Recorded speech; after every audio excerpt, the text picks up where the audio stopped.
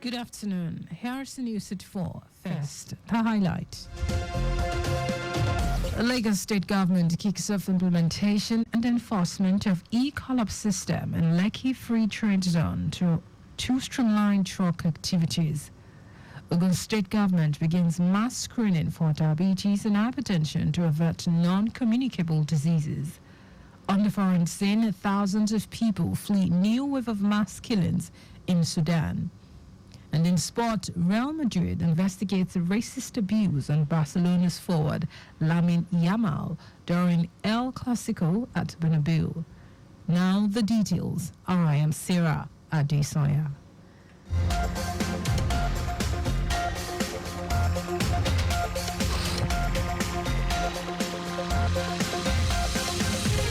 Lagos State Government has kicked off the implementation and enforcement of the newly deployed e-collab system in Lekki Free Trade Zone to effectively manage the influx of trucks within the axis.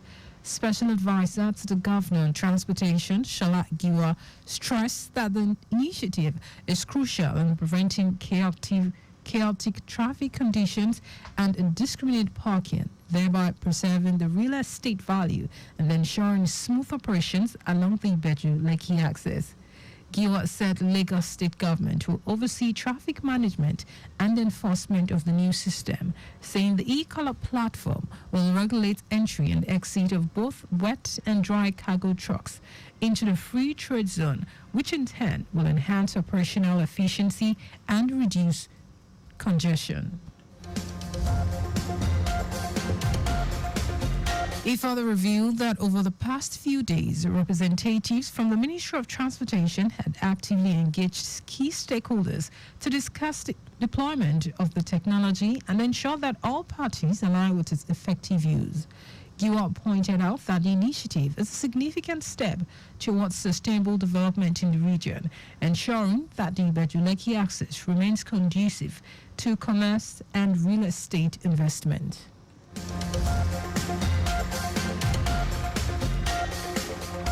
Lagos State Parks and Gardens Agency, LASPEC, has welcomed fellows from the Lateef Jakonde Leadership Academy, LJLA, to an engaging brown bag series session at one of its gardens on Lagos Island, the RF Garden. Led by the Executive Secretary of the Academy, Ayisat Agbaje Okwade, the fellows, who are currently posted to various ministries, departments and agencies, MDAs, within the state civil service, gained valuable insight into LASPAC's mandate and activities. The interactive session featured a question and answer segment with the General Manager of LASPAC, Adetong Popola, during which topics such as beautification, landscaping, tree planting, priming, and the agency's regulatory framework were thoroughly discussed. The fellows left well informed and inspired with deeper understanding of LASPAC's role in promoting a greener and healthier Lagos, while they equally gained insight about diligence and other qualities required for career growth, leveraging the experience of a mentor.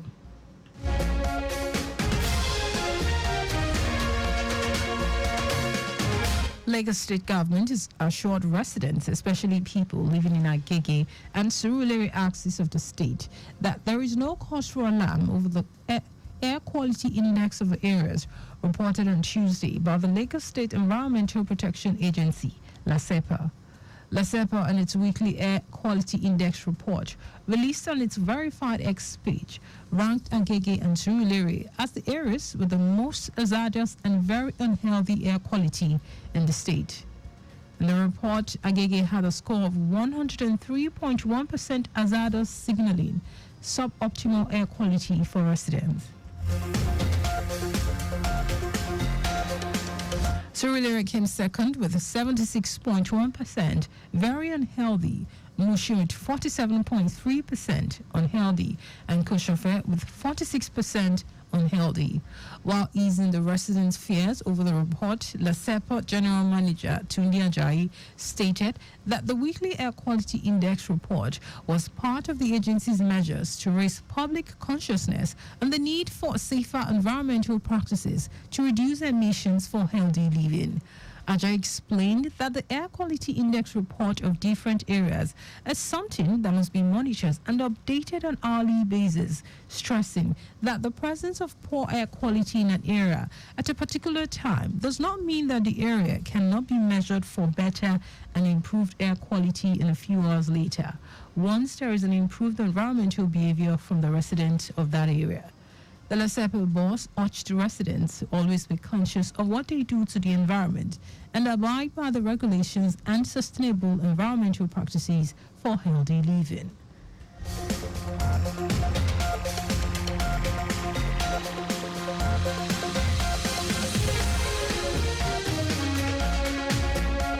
And on to the rest of the stories. Ogun State government says it will commence statewide screening for diabetes and hypertension on Monday, October 28, to give residents opportunity to know their status and avert preventable non-communicable diseases (NCDs).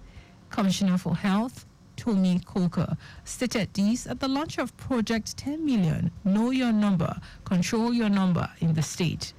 Coker said the initiative is part of a national health promotion and awareness campaign spearheaded by the Nigeria Health Commissioners Forum, aimed at combating the increasing prevalence of non-communicable diseases, particularly hypertension and diabetes, across the country. She described NCDs as such as hypertension and diabetes as significant health challenges in Nigeria that contribute to approximately 27% of annual deaths, stressing that the risk of dying from these conditions for people between the ages of 30 and 70 is estimated at 17%. Coker noted that there is an urgent need for a comprehensive intervention to ascertain prevalence rate, adding that this initiative has been endorsed by the Nigeria Governors Forum and supported by the Health Commissioners Forum from 36 states and the Federal Capital Territory.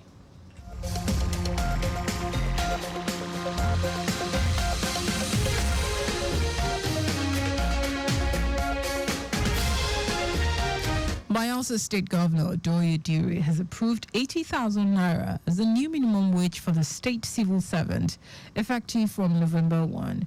Diri also approved an increase in the monthly pension for retirees, as well as payment of 7.0 billion naira for gratuities to reduce outstanding liabilities.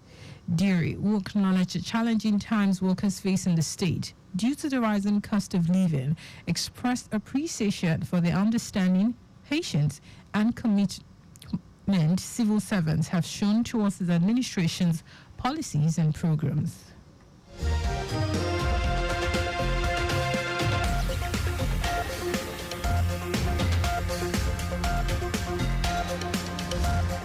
Foreign news: escalating conflict in Sudan's Gaza state has forced civilians to flee after killing of at least 124 people by the paramilitary Rapid Support Forces (RSF) in attacks on villages over the past week. The United Nations says it is deeply troubled by reports of atrocious crimes in the central Gaza state, including mass killing of civilians by the paramilitary Rapid Support Forces.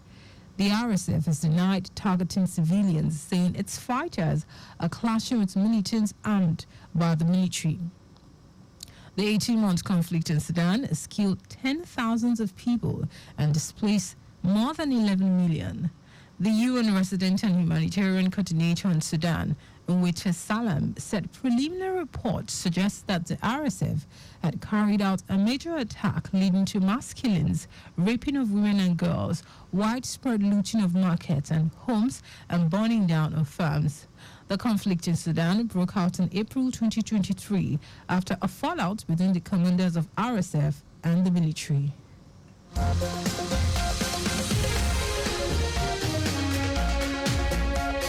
And in sports, La Liga and Real Madrid have condemned racist abuse aimed at Barcelona forward Lamine Yamal during Saturday's El Clasico at the Bernabeu. Videos on social media appear to show the 17-year-old Spaniard being taunted by a section of home fans as he celebrated a 77th minute goal by pointing to his name on the back of his shirt. Robert Lewandowski scored twice and Rafinha completed the scoring as Barcelona cruised to a 4-0 win to take them 6 points above their rivals at the top of La Liga. A La Liga statement says La Liga will immediately report racist insults and gestures received by Barcelona players to hate crime section of the National Police Information Brigade, as well as informing the coordinator prosecutor of the Hate Crimes and Discrimination Unit of the State Attorney General's office. Real Madrid earlier said they had opened an investigation to identify the fans. The Spanish Football Federation and La Liga have taken steps to tackle an increase in racist abuse by introducing measures, including partial stadium closures.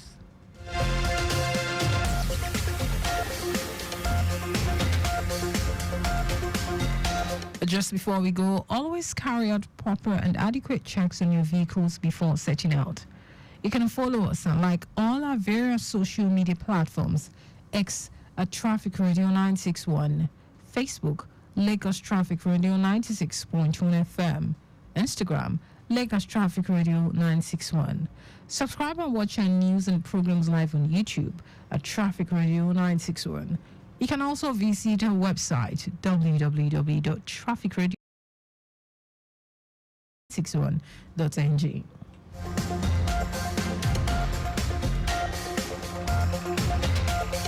Did you know that Sonolo administration supplied 86,000 dual furniture set to 775 public schools?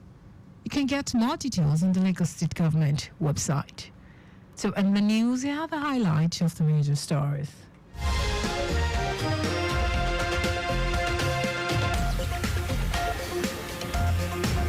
Lagos State Government has kicked off the implementation and enforcement of the newly deployed e-collab system in Lekki Free Trade Zone to effectively manage the influx of trucks within the axis.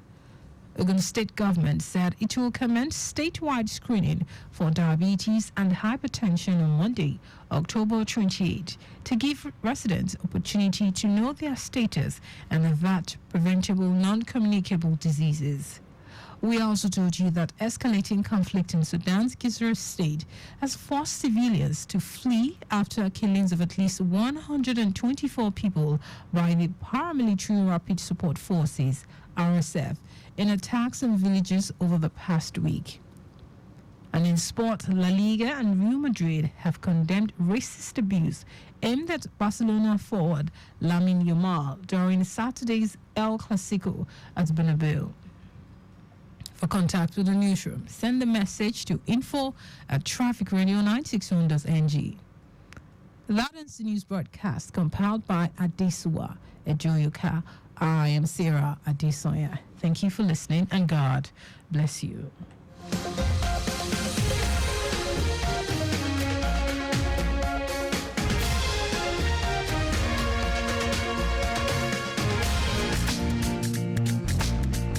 This message is